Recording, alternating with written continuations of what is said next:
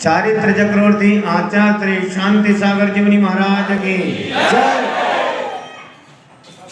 षष्ठम पट्टाचार्य परम पूज्य आचार्य श्री अभिनंदन सागर जी मुनि महाराज की जय। परम पूज्य आचार्य श्री विद्यासागर जी मुनि महाराज की जय। परम पूज्य आचार्य श्री रेण सागर जी मुनि महाराज की जय। विद्या वाग्मी ज्ञान रत्नाकर परम पूज्य गुरुवर आचार्य श्री उदार सागर जी मुनि महाराज की जय। उत्तम आकिंचन्य धर्म की जय।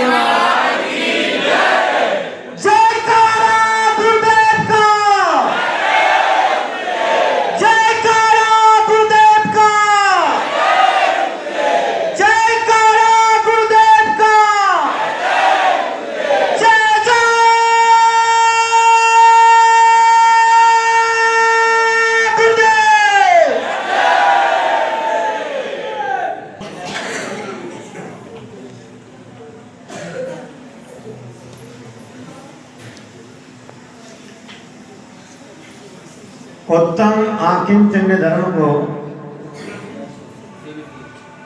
समझने के लिए हम छोटे से दृष्टांत से समझना चाहेंगे।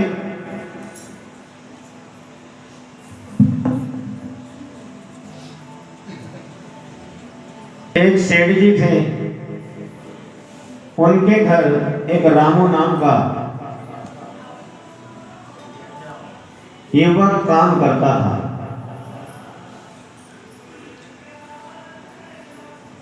और वह रामू बड़ा समझदार,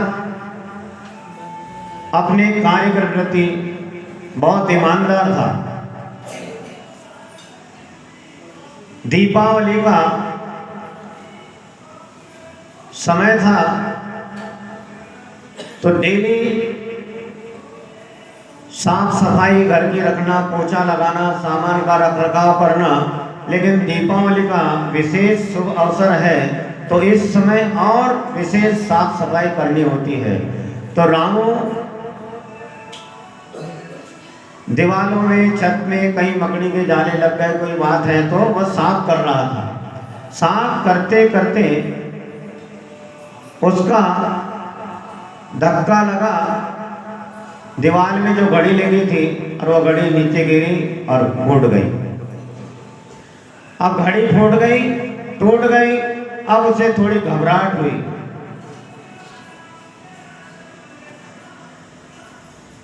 घबराहट होने के बाद सोचता है कि चलो सेठ जी से क्षमा मांग लेंगे, अब गलती तो हो गई।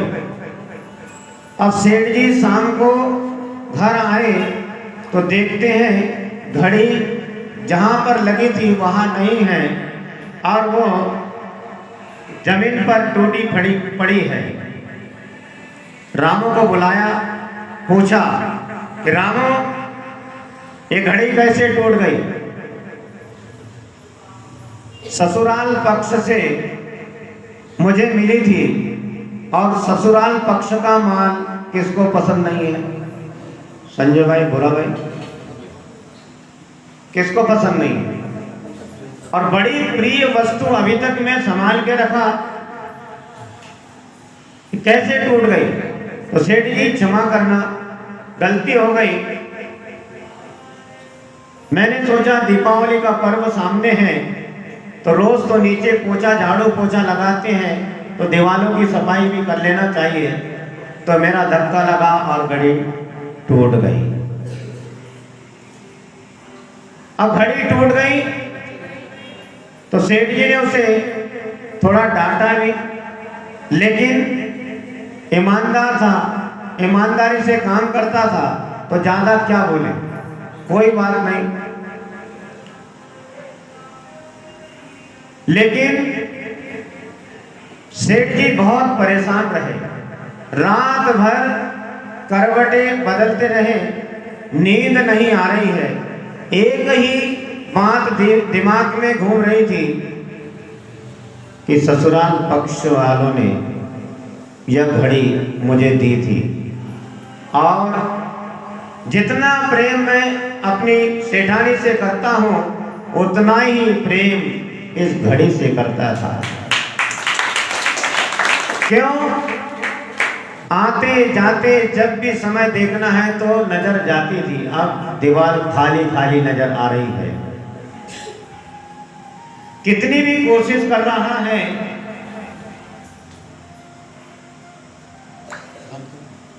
कितनी भी कोशिश कर रहे हैं सेठ जी सोने की, लेकिन नींद नहीं आ रही है। बार बार घड़ी टूट गई, घड़ी फूट गई, घड़ी टूट गई, घड़ी फूट गई।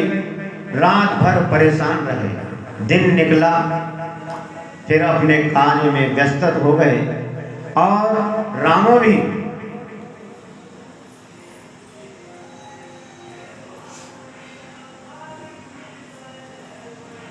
बड़ी प्रसन्नता के साथ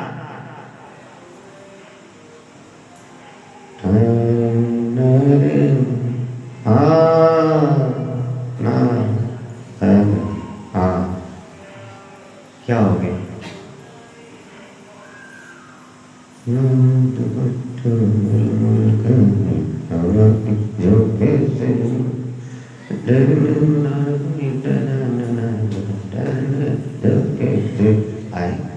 बड़ा गाना गुनगुना रहा भाई, बहुत प्रसन्न। सेठ जी उसको देख के, और सेठ की तकलीफ बढ़ गई। क्यों?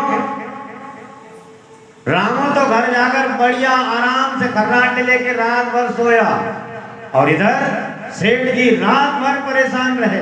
और सुबह आया तो बढ़िया गीत गुनगुनाते हुए आया, और गीत गुनगुना रहा है, अपने काम में व्यस्त है।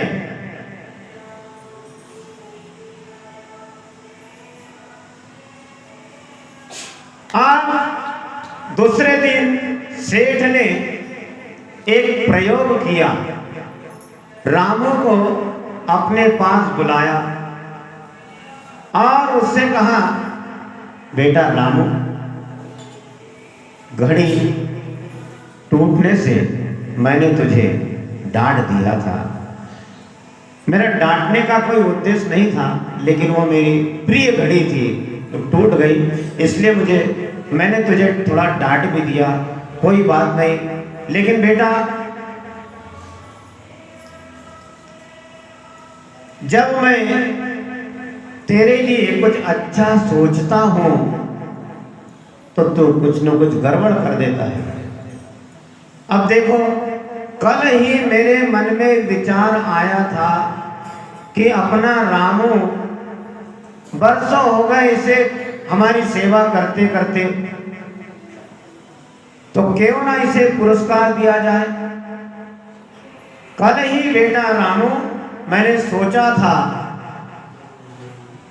कि जो घड़ी है मेरी प्रिय घड़ी है, मैं तुझे पुरस्कार में दे देता, ऐसा मेरा मन कह रहा था। लेकिन अब क्या करूं, वो घड़ी तो टूट गई। घड़ी बेटा टूट गई, कोई बात नहीं, ठीक है। अब शाम हो गई है। रामू के कंधे पर हाथ रखा, बेटा कल मैंने तेरे लिए बहुत अच्छा सोचा था कि ये घड़ी तुझे पुरस्कार में दे दूं, लेकिन टूट गई। कोई बात नहीं बेटा, जाओ आज थोड़ा जल्दी जाओ घर, फिर सुबह जल्दी आना। अब रामू का गाना गुनगुनाना पेंट की पीछे की जेब में चला गया। अब उसके दिमाग में एक ही बात, रास्ते भर सोचते रहा। घर पहुंचने पर भी एक ही बात दिमाग में घूम रही है। बिस्तर पर पहुंच गया, लेकिन एक ही बात दिमाग में घूमती रही।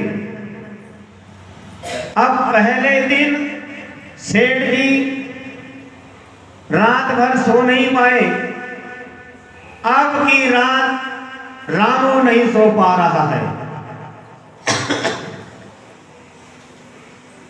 आज रामू को नींद नहीं आ रही है।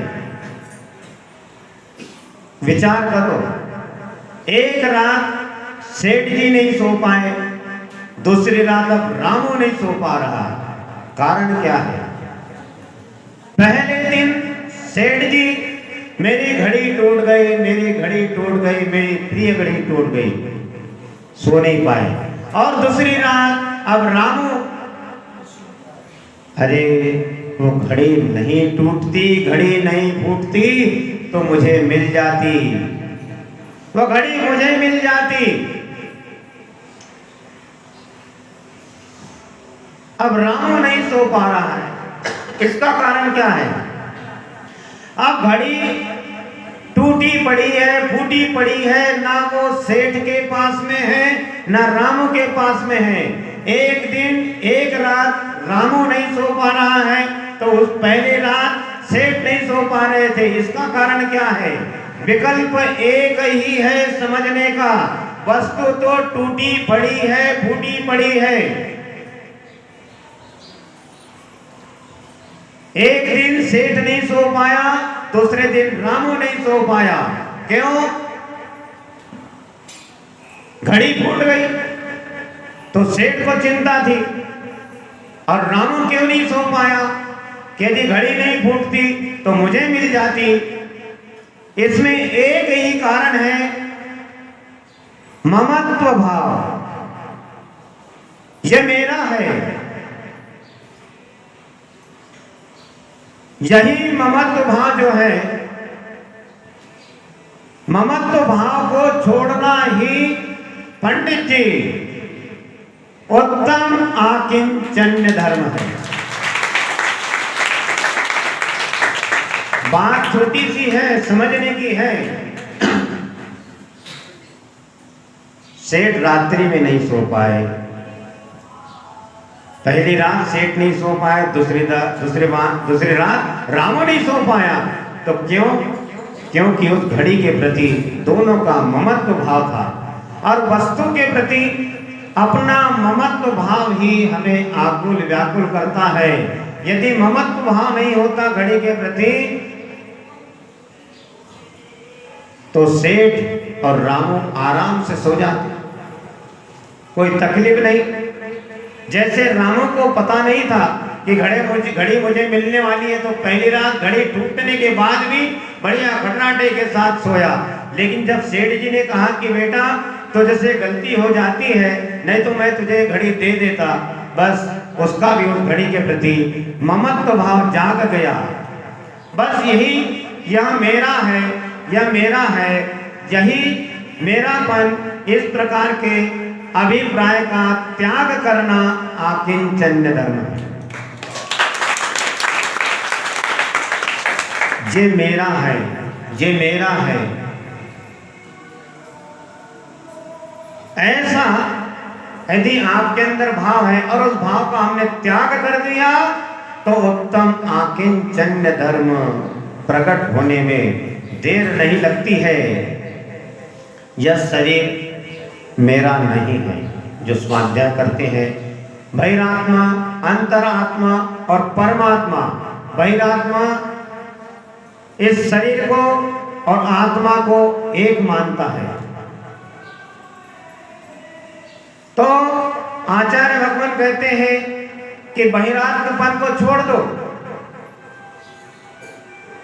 आत्मा और शरीर को एक मानना छोड़ दो, बहिरात्मपन को छोड़ दो और अंतरात्मा हो जाओ। जो आत्मा को अलग और शरीर को अलग मानता है वो परम अंतरात्मा, और जो ऐसा मानता है उसको फिर क्या करना चाहिए? उसके लिए कहा है कि बहिरात्मपन को छोड़कर अंतरात्मा होकर परमात्मा की आराधना में लग जाओ, उत्तम आकिंचन्य धर्म प्रकट हो जाता है। और ऐसे भाव तो दिगंबर मुनिराजों के हृदय में ही विराजमान होते हैं। गृहस्थों के लिए तो सीखने की आवश्यकता है, क्योंकि साधु का पिंच कमंडल 7 और आपका तो एक परिमाण है, फिर भी हमें सीखने की आवश्यकता है। उत्तम आकिंचन्य धर्म हमें क्या सिखाता है कि मेरा कुछ भी नहीं है। इस दुनिया में जितनी भी सामग्री दिखाई दे रही है, मेरा घर परिवार, पुत्र स्त्री पत्नी पति बेटा कुटुंबी परिवारजन, ये मेरे नहीं है। ऐसा ममत्व भाव हमें छोड़ना होगा। बद्धते मुच्यते जीवो सममो निर्ममो क्रमात् तस्मात् सर्व प्रयत्नेन निर्ममत्वं परो भवेत्। यह जीव ममता के कारण बनता है। किसके कारण बनता है? ममता के कारण बनता है। है क्या कोई ममता यहां? हाँ, अब कोई कोई ममता में बंध जाता है। जिसका विवाह ममता नाम की कन्या से हुआ, वह ममता से बंध गया। क्यों भाई? वह ममता से बंध गया, ममता के प्रेम में घुल मिल गया। अब घुल मिल गया, खुजा के फोड़ा कर लिया, खुजा के खता। किसने कहा था ममता से बंध जा तू? अब तुम ममता के साथ बंध गया, गढ़ जोड़ा बढ़ गया, फेरे डल गए, बंध गया। अब बंध गया तो अब सुनो, बाजार जाना है। हाँ जा रहा हूं। पेंट की बटन नहीं लगी हो, शर्ट की नहीं लगी हो, जा रहा हूं। घबराहट, ममता है, नाम ममता है। लेकिन सोच लो, बाजार जाना है, सब्जी लाना है, दीपावली का अवसर है, मेरी सभी सहेलियों के बीच में मैं अकेली अलग से चंद्रमा की चांदनी के समान चमकना चाहती हूं। सोच लो, बनारसी साड़ी चाहिए। हाँ ठीक है, कोई बात नहीं, उधार लाएगा, कहीं से लाएगा, ममता की सेवा में लगा रहेगा, क्योंकि ममता से बंध गया। अरे वो एक व्यक्ति जिसका उस ममता नाम की कन्या से विवाह हुआ है, वो ममता से बंध गया। वही ममता का उदाहरण सभी प्राणी अपनी अपनी ममता से बंधे हैं, ममता से बंधे हैं। यह जीव ममता के कारण बंधता है। ऐसी ममता आज अभी बहुत से लोग फ्री है। कल उत्तम ब्रह्मचर्य का दिन है, उत्तम ब्रह्मचर्य धर्म का दिन है, और ये तो मनुष्य के जीवन में प्रतिदिन होना चाहिए। और जिसके जीवन में आ जाए तो उसका जीवन मंगलमय हो जाता है। लेकिन नौजवानों, जमे जब तक फंसना नहीं। कोई भी ममता हो, कितना भी कहे, लेकिन नहीं, यदि आप फंसे तो गए। जमे जब तक बिल्कुल नहीं फंसना है। यहाँ पर एक ममता के कारण फंसकर संसार परिभ्रमण बढ़ाना अच्छा नहीं है। यदि तुमने यहाँ एक ममता को छोड़ दिया तो स्वर्गों में हजारों ममता मिलेगी, टेंशन नहीं लेना। तो जो जीव ममता में बंधता है, और ममता अच्छी नहीं है, तो ममता में जो जीव बंधता है और ममता को जो जीव जीतता है, जो ममता में बंधता है वो तो गया, और जो जीव ममता जीतता है। अतः सबसे पहले निर्ममत्व होने का प्रयत्न करता है, वह मुक्ति लक्ष्मी को प्राप्त करने के लिए तैयार हो जाता है। उसे मुक्ति लक्ष्मी का प्राप्त करने का मार्ग प्रशस्त हो जाता है। जिस दिन ऐसी अकल जाग जाएगी, उस दिन व्यक्ति का जीवन सुधर जाएगा। कैसी अकल जाग जाएगी कि मैं जहां रह रहा हूं, जिस परिवार में रह रहा हूं, वो मेरे नहीं है, मैं उनका नहीं हूं। जहां भी मैं रह रहा हूं, मैं जी रहा हूं, वह मेरा नहीं है। मैं जिन लोगों के बीच में जी रहा हूं, वे मेरे नहीं हैं। और नहीं तो प्रैक्टिकल करके देख लो,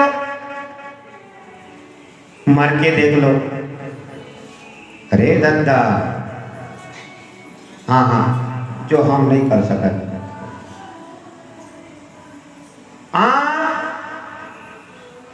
जहां रह रहे हैं, जिन लोगों के साथ में रह रहे हैं, तो अपनी आयु पूर्ण करना है, लेकिन ऐसे ही मरने की आवश्यकता नहीं है।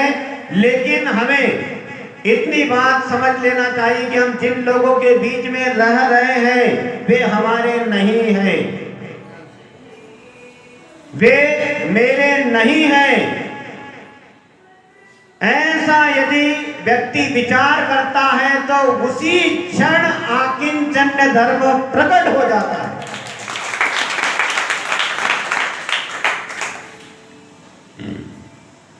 और जो शास्त्र स्वाध्याय करते हैं, धर्माचरण करते हैं, साधुओं के पास बैठते हैं, वे तो कुछ चिंतन करते ही हैं। लेकिन हम कहते हैं कि प्रत्येक व्यक्ति को यह चिंतन जरूर करना चाहिए कि ये शरीर जिसको मैं अपना मानता हूं, जब ये शरीर ही मेरा नहीं है, तो मेरे कुटुंबी जन मेरे कैसे हो सकते हैं? अभी आप लोगों को लगता होगा कि ऐसे कैसे हो सकता है, इसीलिए तो हम कहते हैं मर के देखो, घंटा भर में ज्यादा हो जा। अरे भाई साहब, अरे आए तो नहीं आए तो नहीं आए। मैंगलोर समझते नहीं भाई कितनी दूर है, मैंगलोर कितनी दूर है, पूना मैंगलोर, अब वो कब आएगा? हाँ, कोई बात नहीं, फोटो दिखा देंगे। आज तो मोबाइल का जमाना, वही से दिखा दो। लेकिन ज्यादा देर रुकना नहीं। हाँ, हाथ पांव तिरछे टेढ़े हो गए, कहीं बदबू आना प्रारंभ हो गई, तो क्या करोगे? जल्दी पहुंचाओ। तो आदमी प्यार किससे करता है? जब तक उस शरीर में आत्मा है, तब तक उससे लगाव है। और जैसी वो आत्मा निकली, फिर कहते कि ये मेरा नहीं है, जल्दी पहुंचाओ। तो जब ये शरीर मेरा नहीं है, तो कुटुंबी जन, परिवार जन मेरे कैसे हो सकते हैं? नहीं हो सकते हैं। ये शरीर की तासीर कैसी है? जी, एक मिनट। तन नहीं छूता कोई, चेतन निकल जाने के बाद फेंक देते फूल को, खुशबू निकल जाने के बाद। बहुत बढ़िया, अच्छी बात है। तो ये जो शरीर है, इस शरीर की तासीर कैसी है?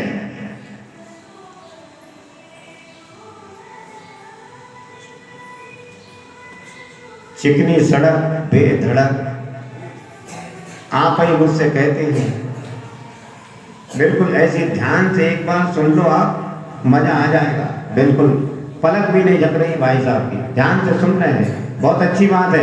ये शरीर की तासीर कैसी है? एक व्यक्ति ने अपने मित्र को भोजन करने के लिए बुलाया। कार्यक्रम छोटा सा मकान का वास्तु पूजन, तो इसमें ज्यादा लंबा चौड़ा प्रोग्राम नहीं, ज्यादा से ज्यादा अपने 25-50 दोस्तों मित्रों को, आसपास के लोगों को बुलाया अपने खास मित्र को भी निमंत्रण दिया कि भाई साहब आपको भी आना है, और आपको मालूम है कि अभी आप भी अकेले, मैं भी अकेला, और मकान बना के तैयार है। अब कोई ममता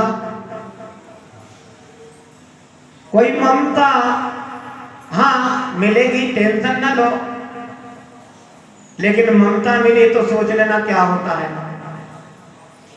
चलो कोई बात नहीं, लेकिन आप हमारी ममता को छोड़ो, लेकिन हमारी बात ध्यान से सुनो कि आपको हमारे घर भोजन करने आना है, और भोजन के साथ साथ आप मेरे घनिष्ठ मित्र हैं, लंगोटिया यार हैं। अरे तो मैंने कब कहा भाई, मैंने कब मना किया?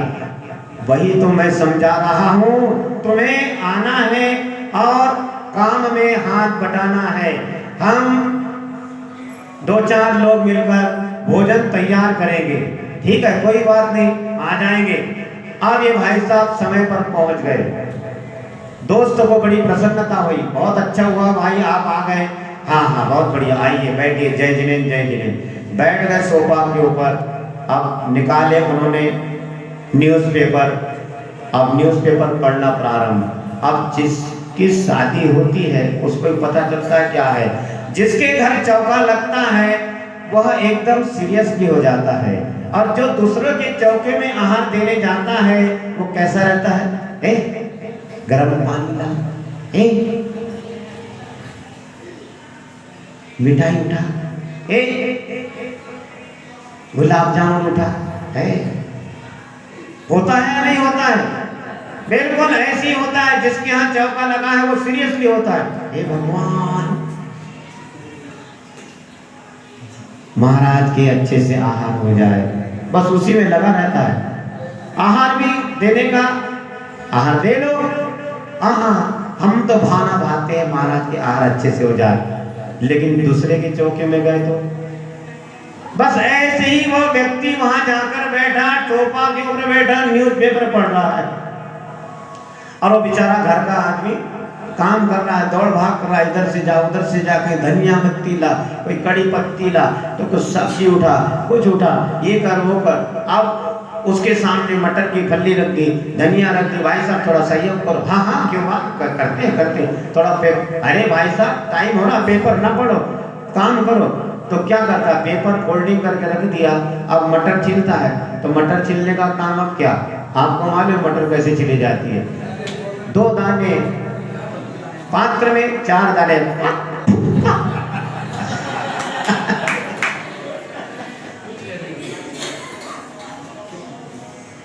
ये स्थिति है।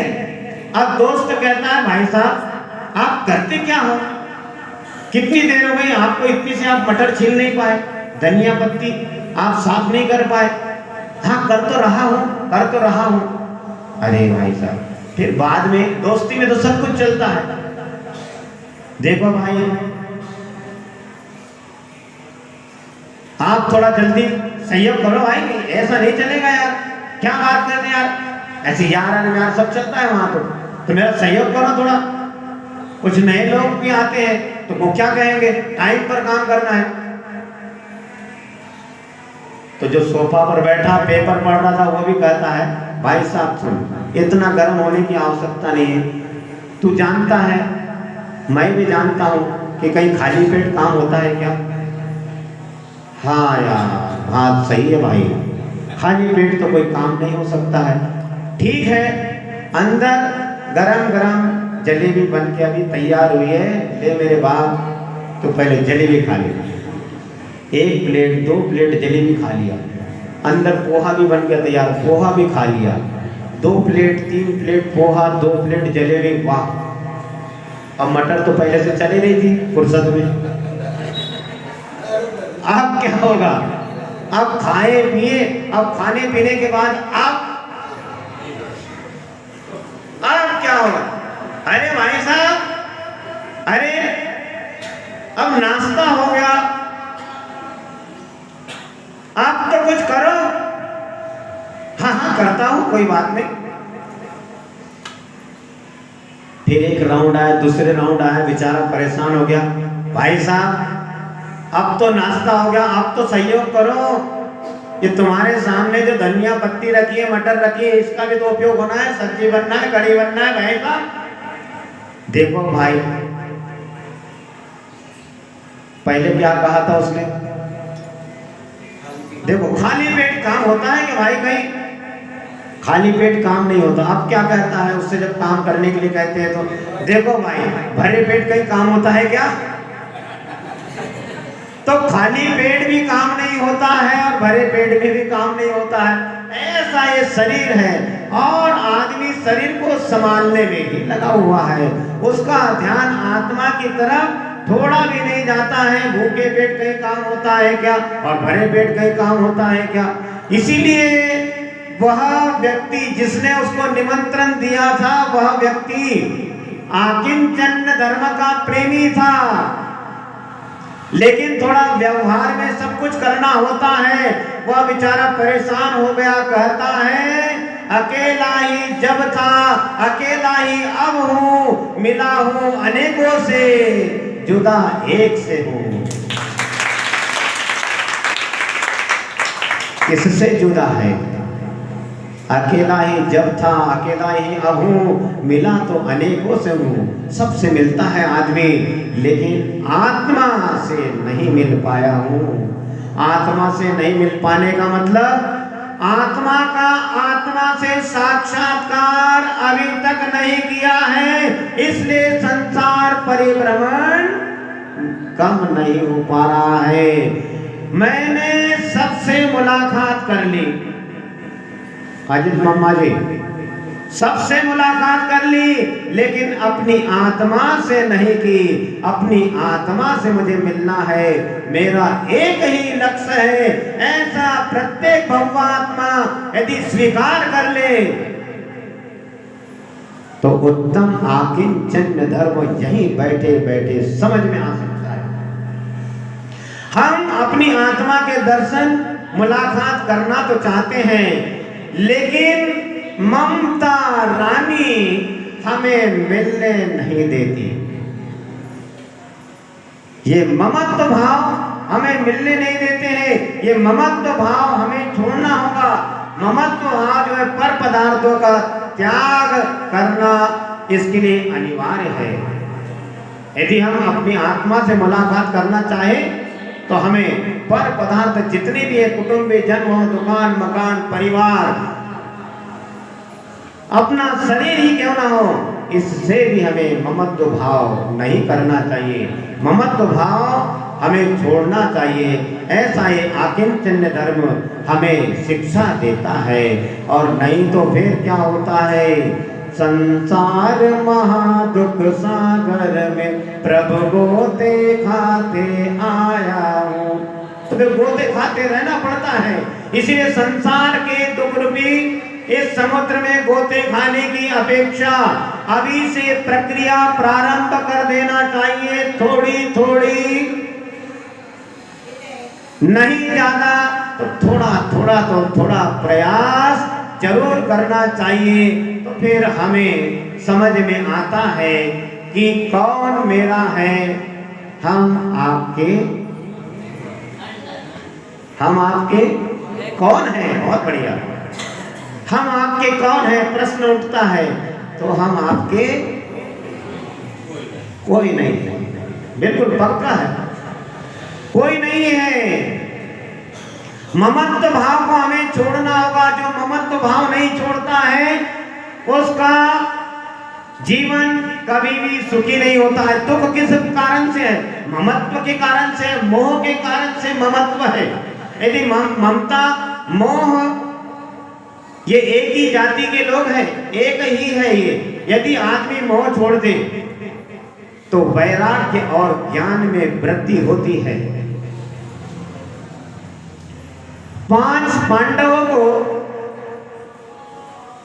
जब उन्होंने मुनि दीक्षा लेनी थी तो 5 पांडव मुनिराज ध्यान में मग्न है।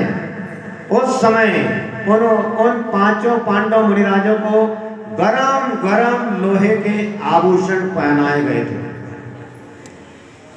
विरोधी उपसर्ग करने वाले भी दुष्ट लोग बड़े खराब होते हैं।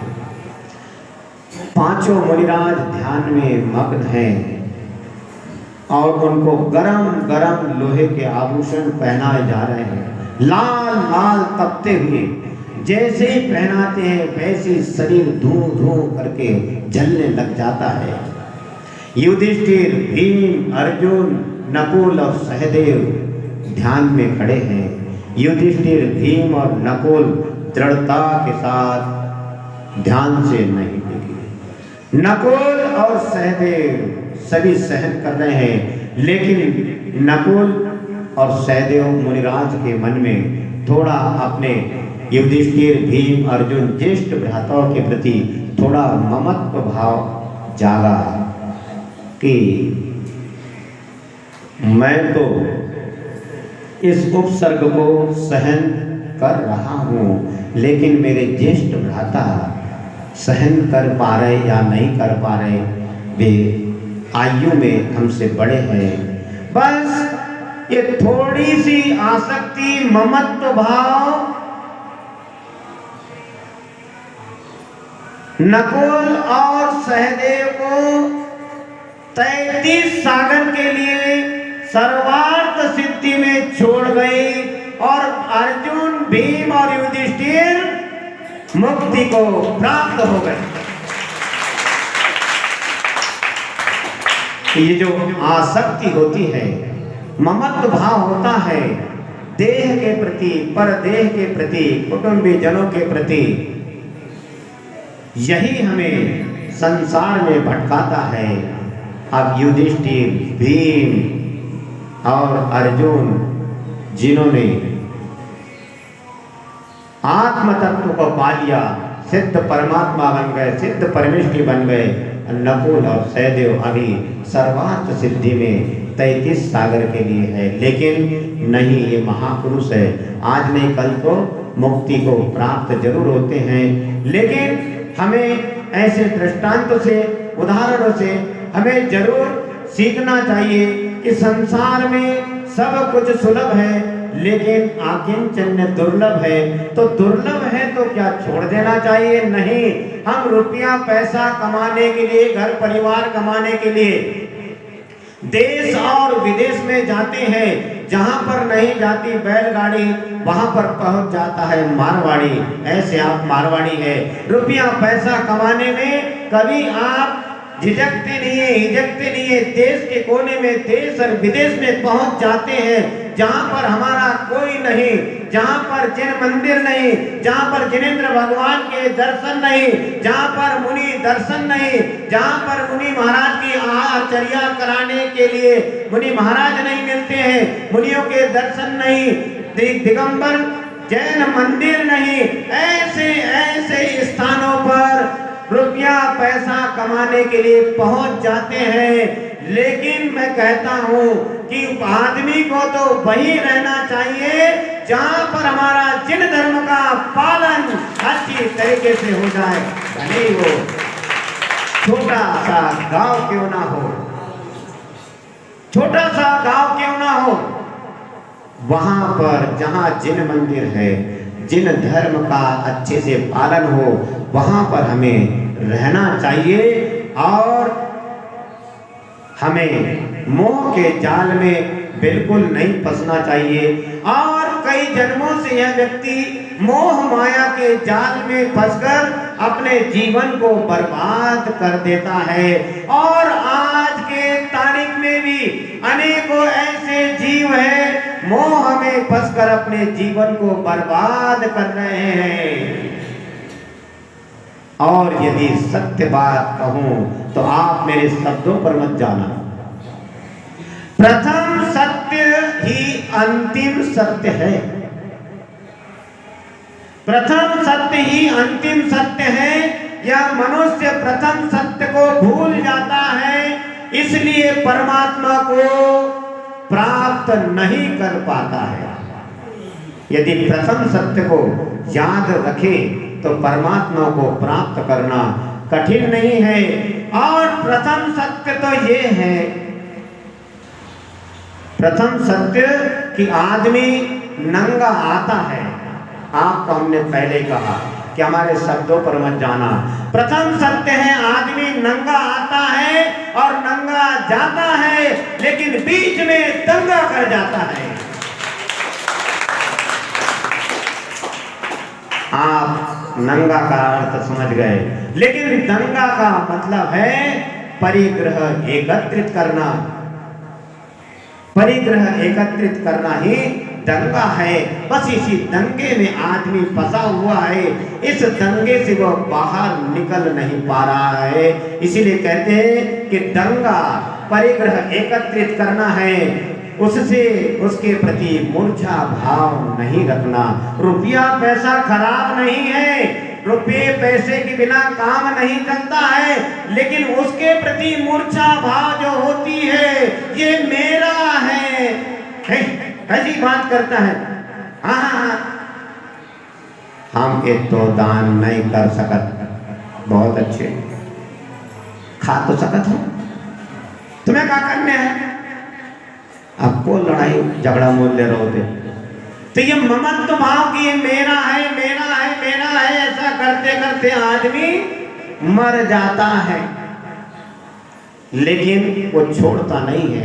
इसीलिए कहते हैं कि उत्तम त्याग धर्म, आपने उत्तम त्याग धर्म का पालन किया और जिन्होंने नहीं किया उनके लिए आज अवसर था और बड़ा सौभाग्य समझना चाहिए। यहाँ के लोगों का बड़ा, अब हम तो यही कहते हैं, जैसे आप यहाँ एकत्रित बैठे हैं, जैसा आपस में यहाँ प्रेम झलकता है, वैसे ही हमेशा हमेशा आपका, हाँ समझ जाओ, लेकिन प्रेम कैसा होना चाहिए? एक दूसरे की टांग खींचने वाला नहीं। उत्तम त्याग धर्म के दिन आपने बढ़ चढ़कर अपने धन का उपयोग किया, तो उत्तम आकिंचन्य धर्म भी कहता है कि जो तुमने कल त्याग किया उसको भी आज भूल जाओ। और जैसे विद्यार्थी स्कूल जाता है तो पहले एक ही विषय के 2 पेपर हुआ करते थे, बहुत बार होता था ऐसा। तो पहला पेपर यदि किसी का बिगड़ जाए तो दूसरा पेपर सुधार लेता था। तो वैसे ही उत्तम आकिंचन्य धर्म है। आज भी यदि भूल से कोई कहे कि महाराज आपने हमें अवसर नहीं दिया, आपके लिए अवसर आपका इंतजार कर रहा है, ये परमात्मा का द्वार आपके लिए खुला है, आप दिल खोलकर आपके जिन मंदिर के जीर्णोद्धार के लिए अपनी धनराशि लगा सकते हैं। और जहां आवश्यकता है, जैसे भरे पेट को भोजन कराने में कोई लाभ नहीं, किसी भूखे को 2 रोटी खिला दो तो आनंद आ जाता है। ऐसे ही जहां भी आवश्यकता है, जिन मंदिरों के जीर्णोद्धार के लिए, साधु संघ की सेवा के लिए, दीन दुखी लोगों के लिए, कोई गरीब बच्चा है उसके पढ़ाई अध्ययन के लिए, तो उसके लिए अपनी चंचला लक्ष्य में का उपयोग जरूर कर लेना चाहिए। ऐसे धार्मिक आयोजनों में अपने रुपये पैसे का उपयोग जरूर कर लेना चाहिए, और नहीं तो हाथ में कुछ भी नहीं लगता है। धर्म धारण करने वाला व्यक्ति यदि सच्चा व्यक्ति है तो वह सोचता क्या है? अतो न किंचित परतो न किंचित, अतो न किंचित परतो न किंचित, यतो यतो यामि ततो न किंचित। यहाँ कुछ नहीं है, वहाँ कुछ नहीं है, जहाँ जाता हूँ वहाँ कुछ नहीं है। मृग तृष्णा दृष्टि का मात्र भ्रम है, विचार कर देखता हूँ तो संसार में कुछ नहीं है, कुछ नहीं है, संसार में कुछ नहीं है। इसीलिए जो कमाया हुआ धन है उसका सदुपयोग कर लेना चाहिए, और इस शरीर के चक्कर में नहीं पड़े रहना चाहिए। हमें थोड़ा चिंतन करना चाहिए। जो आत्म तत्व है उसको प्राप्त करने के लिए हमें पुरुषार्थ करना चाहिए। और आत्मा ही आत्मा की खोज करती है, कोई अन्य नहीं करता है। हमें अपनी आत्मा को अपने आत्मा के माध्यम से ही जानना होगा कि आत्म तत्व क्या है। और जिसने आत्म तत्व को जान लिया तो क्या बात है। उसके लिए हम कहते हैं कि अहम मिक्को खलु सुत्तो, अहम मिक्को खलु सुत्तो दंत ननाण मयो सदा रोवी नवी अर्थ मध्य किंचिवी अन्नम परमाणु मित्तम पे। रुपया पैसा धनवान व्यक्तियों से हमारा कहना है कि आप इस गाथा को बार बार पढ़ते रहो, सुनते रहो, इसका अर्थ समझते रहो कि मैं एक हूँ, मैं शुद्ध हूँ, ज्ञान दर्शन मैं हूँ, सदा अरूपी हूँ। इसके अलावा परमाणु मात्र भी मेरा नहीं है। ऐसा यदि आप चिंतन करते हैं तो उत्तम आकिंचन धर्म मनाना सार्थक हो जाता है। इसी मंगल भावना के साथ इस सभी के जीवन में उत्तम आकिंचन धर्म आए, उसके लिए क्या करना होगा? थोड़ा प्रयास करना होगा, पुरुषार्थ करना होगा कि दिगंबर मुनिराज कैसे जीते हैं, कैसा आचरण करते हैं। उनके आचरण से हमें शिक्षा लेकर भगवान से प्रार्थना करनी चाहिए कि हे भगवान, ऐसा उत्तम आकिंचन्य धर्म हमारे जीवन में भी आए। और मैं तो भावना बाता हूँ कि सभी के जीवन में ऐसा उत्तम आकिंचन धर्म आए और मोक्ष मार्ग पर आगे बढ़े। जब लोग परम पूज्य गुरु आचार्य त्रिभुवनदास सागर जी महाराज की आज गुरुवर के